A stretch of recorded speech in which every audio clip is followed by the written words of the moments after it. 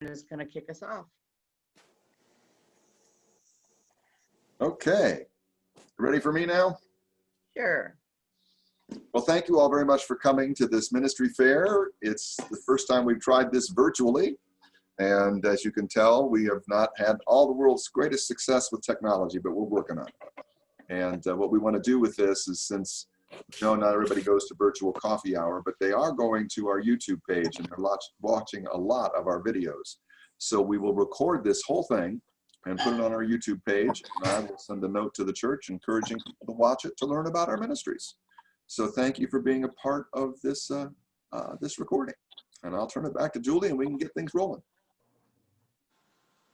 Okay, thank you so much for coming in. And like I said, I wanted to thank Bill Reiter for running the slideshow today, and for Peter providing this opportunity, and for everyone else who has come to join us. I hope you have grabbed a cup of coffee like you would if we were in the parish hall.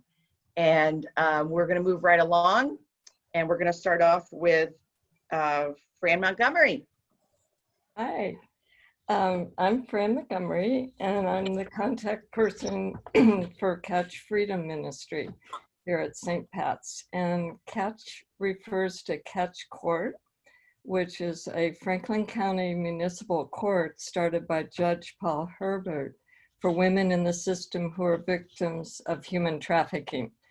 Catch stands for Changing Actions to Change Habits. And the women meet weekly for 2 years, going to court every week for 2 years, and they go from being victims to survivors.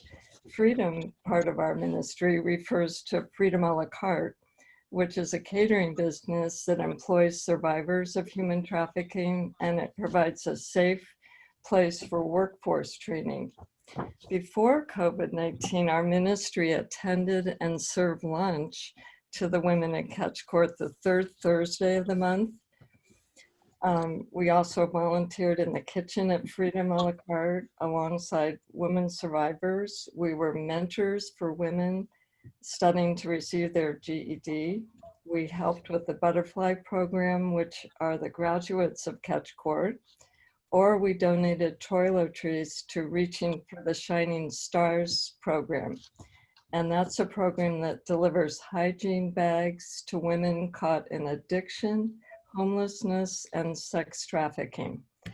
And these women are still out on the streets in Columbus.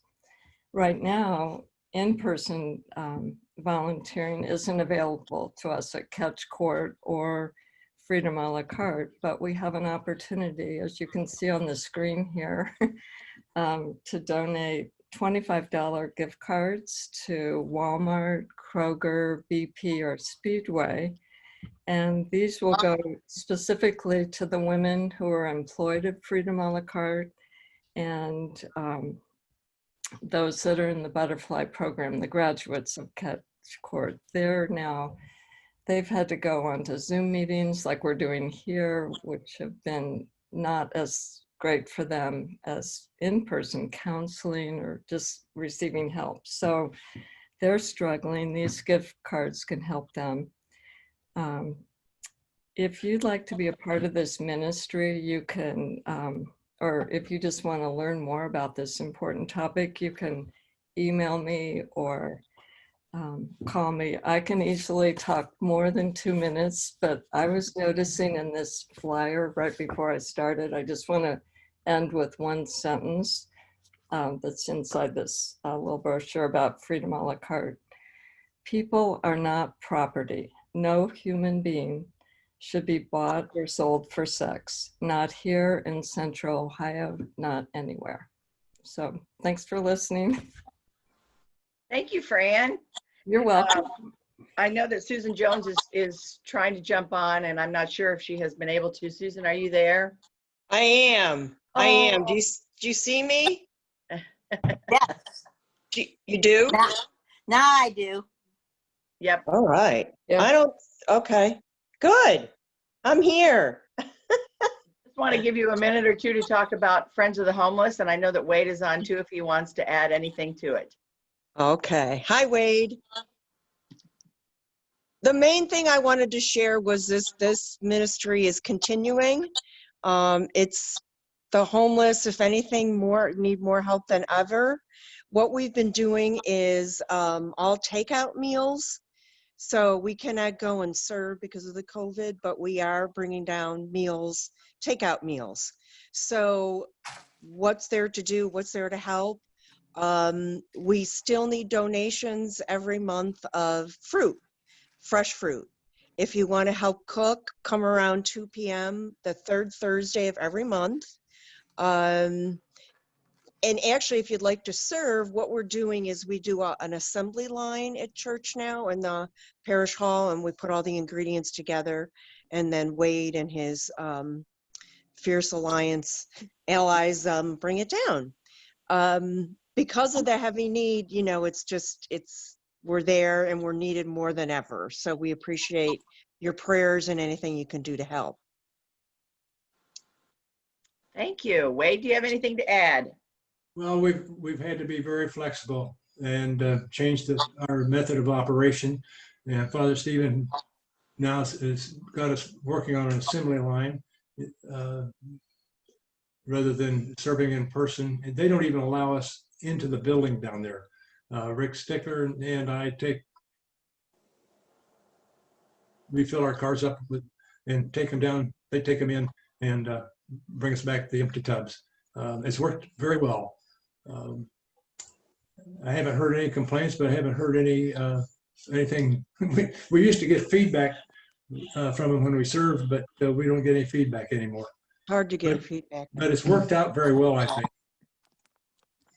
Well, I'm sure they're very grateful, and I like to imagine the sounds of the guys in there having been down there to serve, and I can imagine that they're going, oh, St. Pat's is here again because it's good a hot meal. So thank you to all the volunteers that help with Friends of the Homeless, and I think we're all very grateful that this ministry has been able to continue through the pandemic. So thank you. Continued since Kennedy Room. Next is the feeding ministries, and I just wanted to remind everyone that we do provide food to the Dublin Food Pantry. This slide has what was the month of August.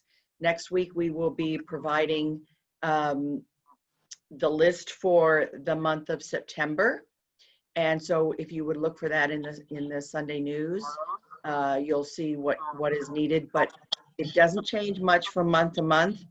And they definitely need our food and or donations. So you can see on there the link, and that is always provided too in all the other communications. And then the Weekend Food for Good program is the donations of the single mac and cheese cups that go to the schools within the Columbus City School District that Maggie is nice enough to coordinate, since she teaches at one of those schools or both of those schools. And so both of those are very, very important to the people who get the food. And it is wonderful that these have been able to continue through the pandemic and will continue through the fall. So please remember these as you go along. Next is Marilyn, and she's going to talk about the Stephen Ministry. Thank you. The Stephen Ministry is a very active ministry in our church. It's a one-on-one ministry for caring people. We listen. We make no judgment.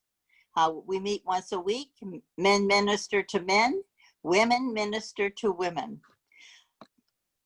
How a Stephen Minister gets started is to contact Amy or one of the ministers.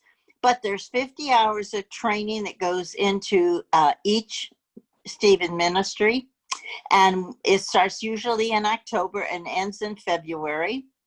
The training is 50 hours. And once you've been commissioned, you have a commitment to the ministry, and that is one, to do the training, but secondly, and most important, is to serve on the ministry's committee.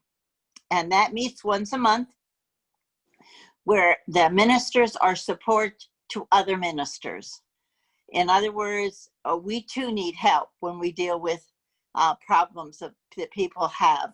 So that's what we do. And then the last thing is if you are interested in learning about the ministry, Amy O'Neill, who is in the church office most days, can be called and identified as wanting to learn, or if you have a need for a minister. Our ministers are all listed.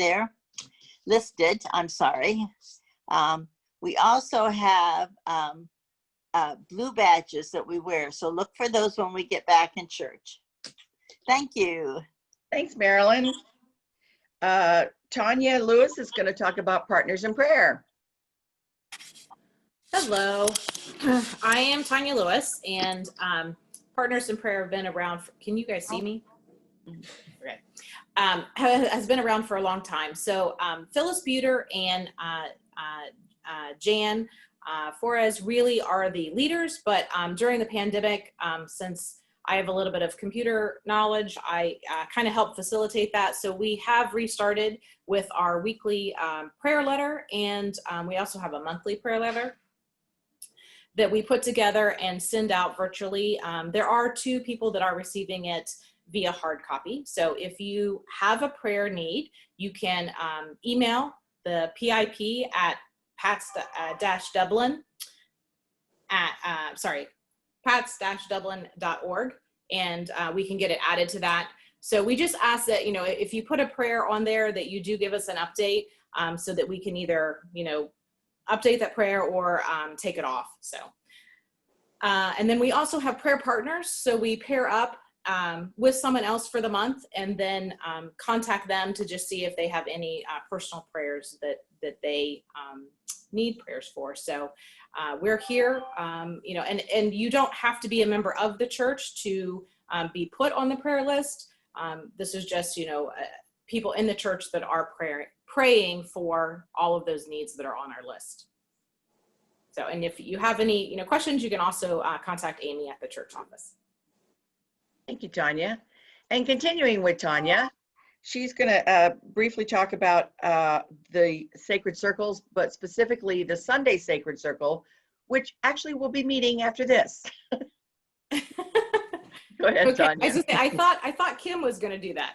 Oh, Kim, are you speaking about the Sunday Sacred Circle? I'm here. I can talk. Okay. Sunday Sacred Circles is meeting every Sunday right now. It really helps us keep our connection during this pandemic when we can't see each other in person. We're meeting via Zoom. We usually have a book that the group agrees on to start our conversation, and it's just a start.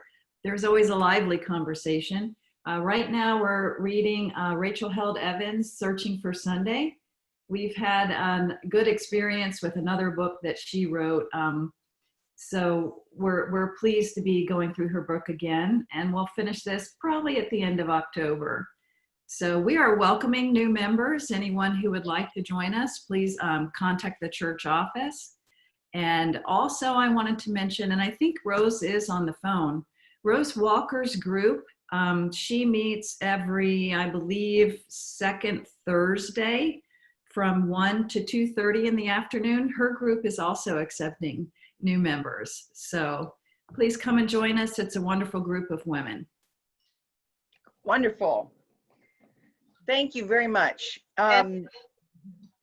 Yes, go ahead. No, I was just going to say I'm Val. The month at 7:30, the Tuesday evening Sacred Circle group also meets, and so if anybody would like to join that, we're also open for new members. I'd like to add for the Tuesday group, we meet at 1 o'clock. This is Tracy's group, and all women are welcome.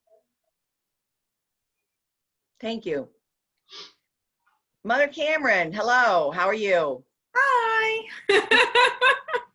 You're going to fill us in on what's happening in the fall with all the education formation and youth. Thank you. Yeah. All right. So we'll start. We're going to start with little people first, and kind of work our way up. So I'm sharing my screen. What we've done for this year is made a virtual children's chapel for families to be able to access. And my hope is that they will we'll be able to put this link. It's just a Google slide, but we'll be able to put the link on the webpage as well, but then it'll be emailed out to families. What we learned through Vacation Bible School was that a lot of grandparents and extended family would use our resources with the children in their lives. And so we want to make sure that this is accessible for everyone, whether you receive the weekly email or not. So there's, you'll come to this, it will tell you basically how to navigate the Children's Chapel. I'm gonna go ahead and click past it and just show you. So this is our virtual Children's Chapel. If you click on the Bible, it takes you to the children's lectionary for the day, and so they can actually read the lessons. If you come back to the classroom and you click on the bookcase, it takes you to a story. You click on the globe, it takes you to, right now, it is currently the Lewises singing He's Got the Whole World in His Hands. And then if you click on this bread and wine right here at the altar, right now it takes you to a lesson that I did, but we'll do a weekly recording in the Children's Chapel of the children's service that they used to do while we were in Big Church. Jennifer will be doing a music lesson for the children each week, and so you click on the piano for that. And then your arts and crafts activity is over here. But everything in this room has a link attached to it. So if you click on the plant, it's going to take you to a website to learn about the plants in the Bible and trees and growing things in the Bible. You click on the stained glass window, it takes you to a YouTube video about how stained glass windows are made. And so those things will stay static for about a month, and then I will change them out. But the weekly, the readings will change, the activity will change, and the children's service will change. And about once a week or every 2 weeks, the music lesson will change. So that's our new virtual Children's Chapel. We have a question, Cameron, about what happens if you click on the cat. Oh, if you click on Gus, it takes you to, well, I can show you really fast because he's really short. Let me see if I can get back to that slide. If you click on Gus, you get a picture of Gus. And he's talking.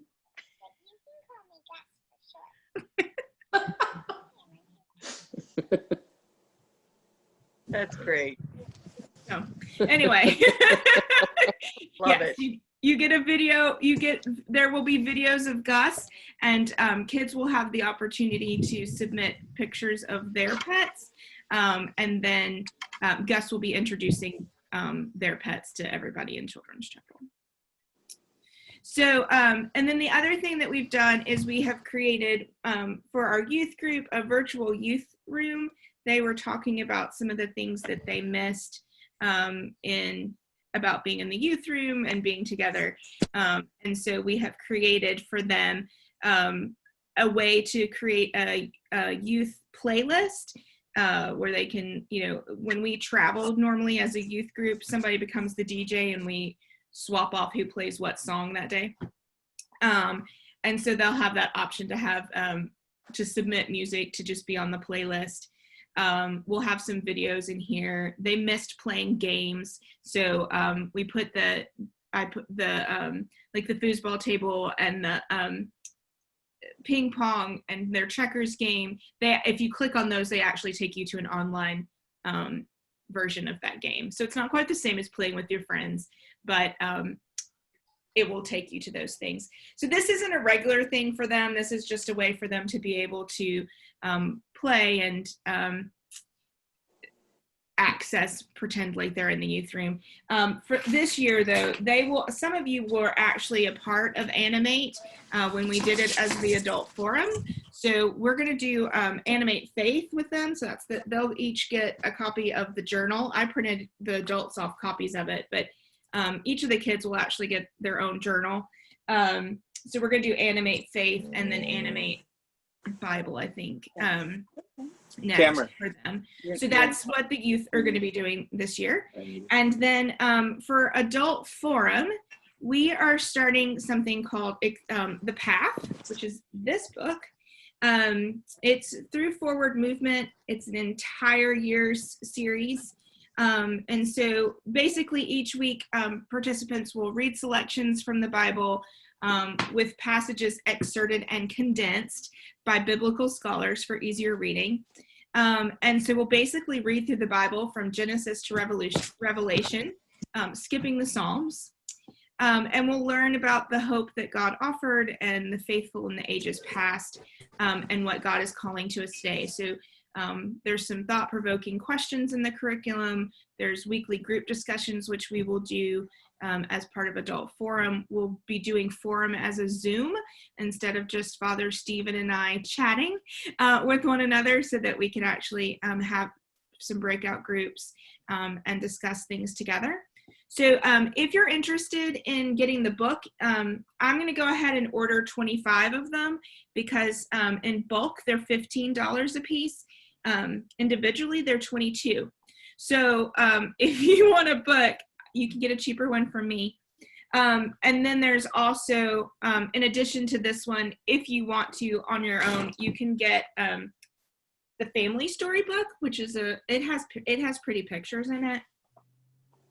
So you can do that. And then there's also, there's an accompanying color book. So if you want to color the path, you can. So there's a bunch of fun things to be able to do with that, but we're going to start this Bible journey. Father Stephen, anything you want to say about the path?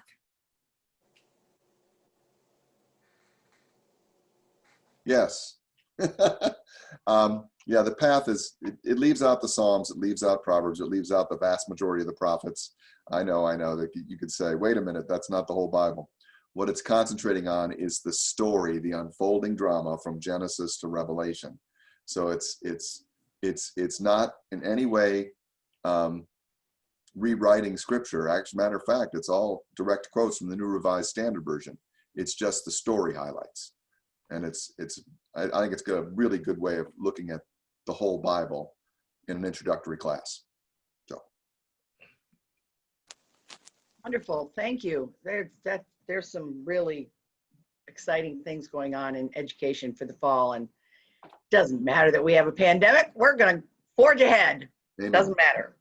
I wanted to give Mike Kennedy. Yes? You have a question? Oh, okay. I wanted to give Mike Kennedy a couple of minutes to talk about what's going on with Vestry, because they have been very busy this summer and will be very busy in the fall. Thanks, Julie. I appreciate the opportunity to be here today to talk about Vestry, and also thank you again for pulling this together. It's very cool, and it's a lot of fun actually to sit here and see everybody. And I know I have 2 minutes, and I promise I won't take more than 2 minutes, but I just want to say to Mother Cameron, that's an awfully sharp picture of Father Stephen on the wall in the youth room. Very cool. So anyway, the vestry. So St. Patrick's has 9 members on the vestry who serve for 3-year terms. And if you've attended the annual meetings, you know that it's at the annual meetings where potential vestry members are elected. So it's an election process. The vestry has 4 major responsibilities. The first one is to protect our vision as a joyful community of faith and the associated beliefs that go with that. And if you want to see those, I highly encourage you to look under the welcome section of the new website. It's all laid out there. It's beautifully done. The second one is to support our 30+ ministries, many of whom are represented here today. The third is to protect St. Patrick's financial integrity. And I think you probably all know the important role that the clergy, and particularly Father Stephen as our rector, have in driving these three areas: the vision, the ministries, and the managing or directing where we want to do with our funds. And so the fourth, probably in my view, the most important responsibility of the vestry is to support Father Stephen and the clergy and the staff in their process of making those three things work. And each vestry member brings unique talents to the vestry, and it's through those talents that the ability to support all those four missions comes through. The vestry, in terms of what you need to do as a vestry member, what the commitment is beyond the 3-year term, the vestry meets monthly, typically on the second Wednesday of the month. Historically, we met in person at the church. Now we're meeting via Zoom, and it's working quite well. We meet on the second Wednesday of the month, as I mentioned, in meetings that start at 7 p.m. in the evening. In addition to the vestry, the other folks who attend the meeting and who are essentially part of it are the two wardens, the junior, the senior, Father Stephen as the rector and the treasurer. So that's kind of an overview of the responsibilities, the role of the vestry, the time commitment. And if you are interested and want to learn more about the vestry, I encourage you to either look on the breastplate or on the website or in the weekly newsletters to look at the names of the current 9 members, and feel free to reach out either to me as a warden or to any of them, and they'll give you more details about the vestry. Thanks, Julie. Appreciate the opportunity to talk today. Thanks, Mike. FOIA groups, and I have Randy and Mary Edwards on here, and they're going to talk about FOIA groups. Thanks, Julie. I'm Randy, as you said, and this is Mary Edwards, and we have been coordinating for the past year the FOIA groups. And at first blush, I guess the FOIA groups might seem the least likely thing to continue doing during a pandemic.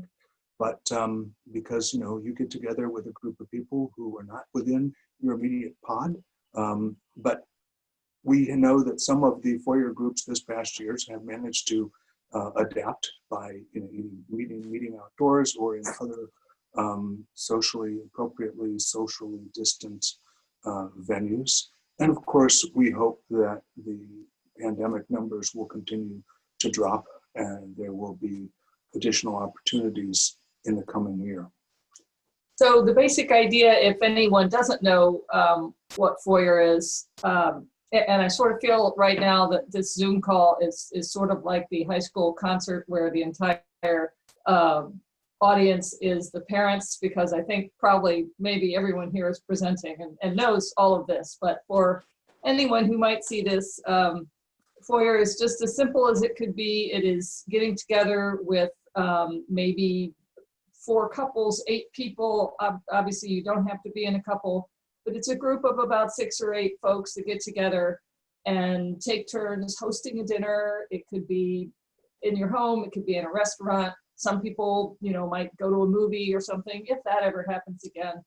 But the point of it, besides who doesn't enjoy getting together for dinner with nice people, is it's about building a community. I think it's especially helpful for newcomers. It was the first thing that we did when we joined St. Patrick's, I don't know, I've lost track, 3 or 4 years ago.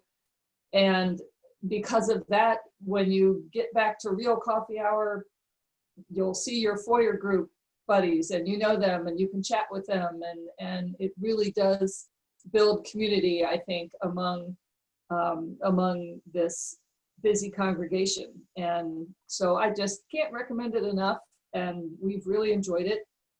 So we will, Randy, how are we gonna? So if you're interested in joining the FOIA group, contact the church office. We'll also put some sort of notice in the newsletter, I think, and we'll set a deadline. And then once we have a list of people, then we will contact you individually and pair you up, group you up with other folks. Thanks. Thank you. We will start the FOIA group signups in the very near future here, and you can contact the church office if you are interested in that, and we will be more than happy to forward the names to Randy and Mary. Thank you very much. Doug Pitzenbarger is going to talk about the men's Tuesday morning group. Hi, folks. This is Doug Fitzenberger. About 3 or 4 years ago, Spencer Pugh and I, to a lesser degree, started a men's group which meets every Tuesday morning. And we have been meeting every Tuesday morning since. The only times we haven't met would be perhaps a Christmas or a New Year's Day. We meet every Tuesday morning. We were meeting at 6:45 when we met in church. Now we're meeting at 7 a.m. on Zoom. We basically just have a time to catch up and discuss things with each other, how our lives are going. And then we do a scripture discussion, which is based on something called Lectio Divina. It's very simple, very basic, very easy. I would say the real reason the men's group has been successful is because it really is a community. There's generally 10 to 15 guys who meet, and we support each other and help each other. And I really think that's what it's all about. Over the years, we have taken on some projects.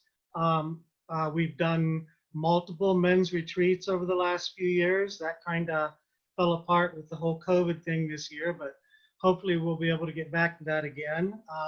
If you look out on the patio, you'll see the table and chairs.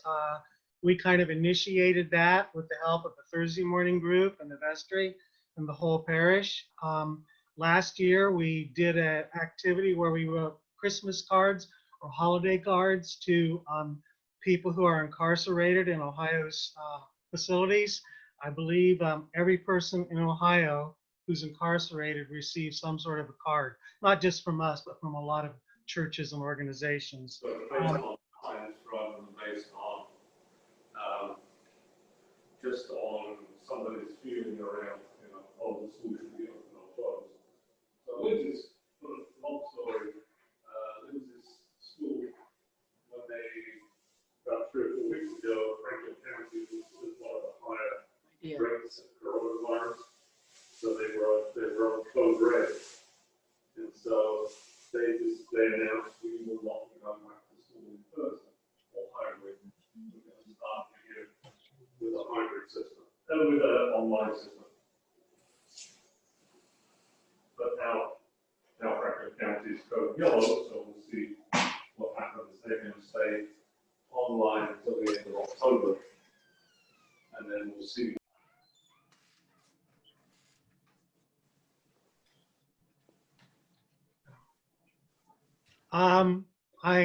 Anyway, just finishing up, everything we've done is we help with the garage sale every time we've done a garage sale a little bit. So it's a good organization. I invite you to join us.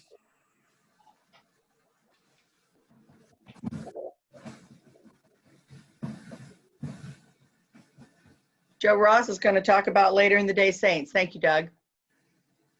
Well, thank you, Doug, and everybody. We couldn't name our group the Lazy Boys of St. Patrick, so we chose the Later in the Day Saints because we like to sleep a little bit later in the morning than Doug's got his group. But we were formed about 2 years ago, and have about 15 total members, and we have attendance anywhere from 8 to 12 each week. Now we're meeting by Zoom, and that's worked out pretty good for us. But we're mainly a fellowship group. We have no agenda.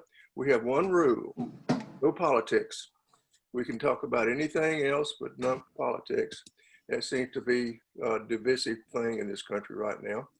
But we have managed some field trips. We went to Proctor Center last year. We hope to go somewhere else again this year to organize a trip like that. We supported the Vacation Bible School with some donations. But we're a non-denominational group. We even have a Methodist there. So that means that we're kind of open to anybody. If you know anyone who would like to join us at 10 a.m. every Thursday morning by Zoom right now until we can get back into the library of the church, just contact the church secretary, and Amy will feed you the information and give you the secret handshake to get in the door. So that's about all I have, and we welcome anybody. Thank you very much. Thank you, Joe. We're going to let Cindy Doan talk about our landscape and gardens. And I think she must have a prop before I show the slides. Plants. Can you hear me? Yes. Okay. Good morning. Hi, I'm Cindy Doan, and I am in charge of Landscape and Grounds and Garden Committee. It's an important committee because you have to keep St. Patrick's a beautiful, welcoming place. And when you come to church, whether as a regular parishioner or a new person, the first thing you see is the outside and all the grounds. Oh, there's some pictures. So the area is large. The church sits on 5 acres, but we try to keep it pretty by breaking it up into small little groups and subplots and acres and zones. And what we do is we ask if families or individuals would like to kind of adopt those areas. So at any time of the year, you can have anything going on. So for instance, if you take over an area, area B, whatever that might be, you check on it in the springtime, and you might clear away any of the leaves and stuff left over from winter, see what's poking through. Come summer, sometimes there's just a lot of weeds and thistles poking through, and those need attention or else they just take over. So, keep up with that. And then in the fall, there's always cleanup to do. So it's an important ministry, and it takes a lot of people to help. We used to have a pretty good sized amount of volunteers, and everybody comes and goes and through stages of life. So we're always looking for new hands, new blood, individuals or families. You don't have to have a lot of gardening knowledge. You just have to have a willingness to get out there and an enjoyment of nature. And this fall, probably maybe not this fall, but definitely in the spring, we will have a day where everybody comes together and we can tackle a lot of projects. It's fun ministry to be a part of, and it gets you outside, especially like on a day like this, what a fun thing to do. So contact me on Realm if you have any questions. Thank you, Cindy. You're welcome. Jennifer is going to share some music with us and talk about the music program at St. Pat's. Thank you, Julie. COVID has had a big impact on music. And you might think not so much, because I'm here in the sanctuary now. I played the piano. I played the organ. I even played the new organ. So if you weren't at the service and didn't hear the prelude, listen to the recording, because that was on the new organ. But the most important part of my job, I feel, is not making music so much as facilitating the music making of everyone else. And that's always included choir for the tall people and the short people. In other words, adults and children. And that is not a thing to do in 2020. Singing in a group of people is one of the most dangerous things you can possibly do, followed closely by playing the flute. Now, there are some instruments that it is safe to play. I'm going to show you a few of those. The boom whackers that the kids played, that Joyful Noise played earlier this year. Those are fun. Ukulele. Our children have played ukulele. It was in tune yesterday. The hand bells or hand chimes. These are hand chimes. Looks kind of like a cross between a handbell and a tuning fork. I have also a dulcimer. This is a beautiful lap dulcimer, also called Appalachian or Kentucky Mountain dulcimer. And this one was made by Charles Tuttle.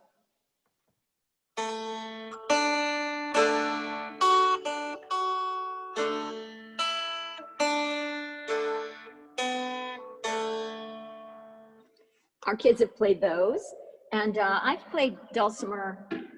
I probably shouldn't talk with my face down on the floor. I've played dulcimer occasionally. Also, I've sung Cherry Tree Carol with dulcimer because it's a really wonderful folk tune.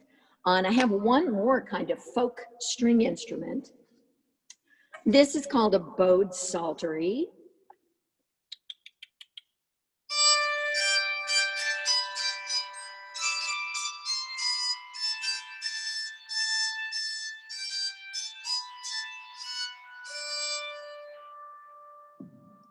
So that's also safe to play, but singing isn't.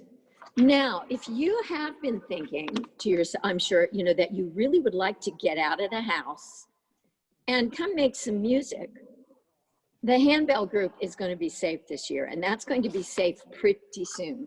Stephen said in his email yesterday, he is hoping to open very soon to at least, well, at most 50 people in the sanctuary.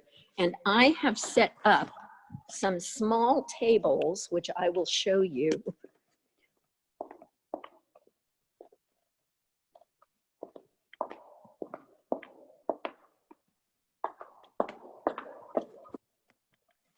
That the handbells can play on. We can be socially distanced with these small tables, and we can actually get in here and practice and play in church on Sunday morning. So I am encouraging people to think about that. Now, another thing I'm encouraging people to think about is these things. This belongs to the church, and I have a couple of these. I could lend one to someone. The church has several dulcimers because the kids have played them. And I also have some of those. And I thought, you know, there are people who get together and play these kind of folk instruments, and they do kind of folk hymns and stuff like that. And you might be thinking, I don't really read music. That's okay. The way you learn to play a folk instrument is by ear. So if anyone is interested, I would love to do this on Thursday when we can't have choir practice. You know, if anyone is interested in learning folk strings, email the office. Handbells, email me, you know, via Realm. And so, you know, there are some opportunities to make music this fall. Now, as for singing, it may not be safe at all this year. As soon as it is, choir's going to start up. But it really may be something for 2021. Meanwhile, sing those hymns at home. I know it's weird. We had a Zoom handbell meeting Thursday, and Eric Giz said that it feels so odd to sing the hymns all by yourself at home. And it does, but do it anyway. You don't have to sound good. You're supposed to make sound. This is what the Lord hears. Because when we do these things, you know, even though we're far apart, we are all together. So sing, just not close to somebody else, and Zoom and pray and keep going. I need to look at my notes to make sure there's not something I really left out. Nope. But I do have one more thing.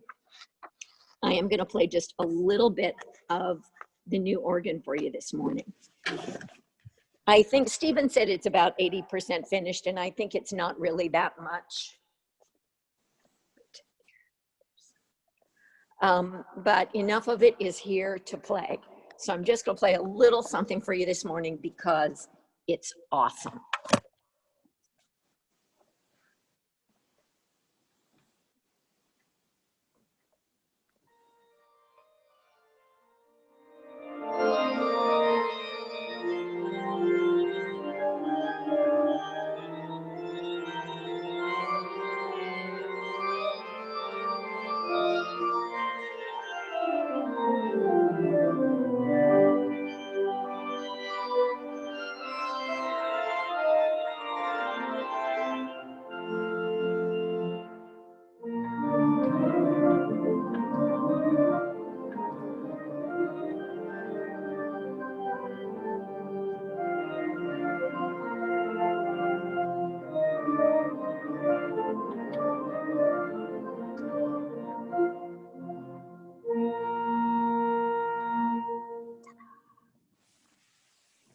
Thank you so much, Jennifer.